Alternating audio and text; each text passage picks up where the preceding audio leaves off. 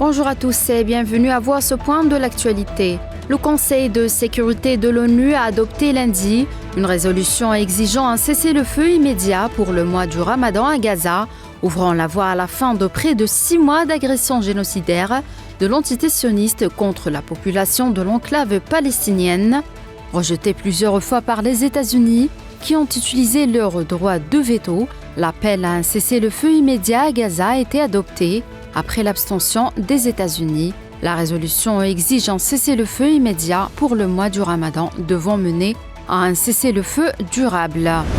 Le mouvement de la résistance palestinienne Hamas a salué l'adoption à l'unanimité par le Conseil de sécurité de l'ONU d'une résolution exigeant un cessez-le-feu immédiat à Gaza, remerciant l'Algérie et tous les États, soutenant le peuple palestinien et œuvrant sans relâche pour la fin du génocide sioniste contre la bande de Gaza.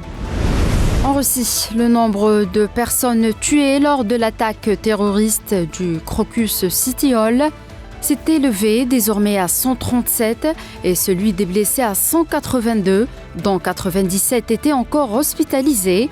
Le président russe Vladimir Poutine a déclaré hier, lors d'une réunion sur les mesures à prendre après l'attentat, que ceux qui ont planifié cette attaque terroriste espéraient semer la panique et la discorde dans la société russe, mais que celle-ci avait fait montre de son unité et sa détermination à résister.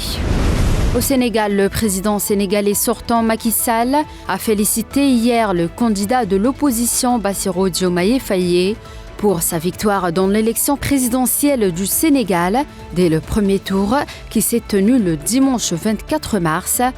Je salue le bon déroulement de l'élection présidentielle du 24 mars 2024 et félicite le vainqueur, Bassirou Diomaye Faye, que les tendances donnent gagnant, a écrit Macky Sall sur son réseau social X.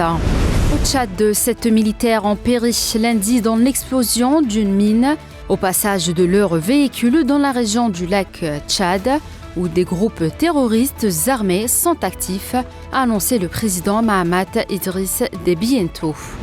Et enfin, un pont dans la ville américaine de Baltimore aux États-Unis s'est effondré ce mardi après avoir été percuté par un grand navire.